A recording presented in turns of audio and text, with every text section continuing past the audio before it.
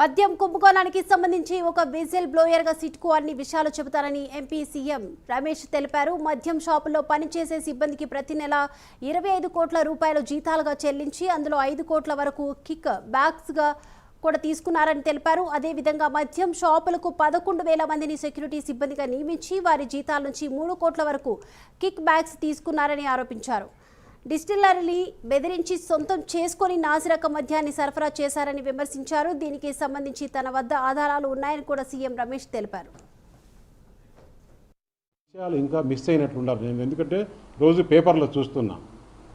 నేను ఒకటే అడుగుతున్న సిట్ని ఈరోజు నాకు తెలిసిన విషయాలు సిట్టు ముందు చెప్తా.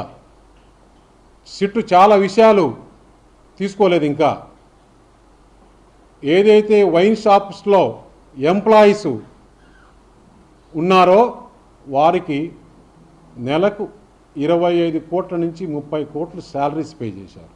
వీళ్ళంతా కాంట్రాక్ట్ లేబర్.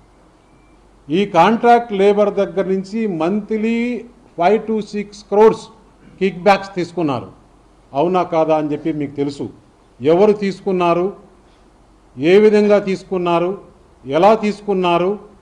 తిరుపతిలో ఒక ఆఫీస్ పెట్టుకున్నారు.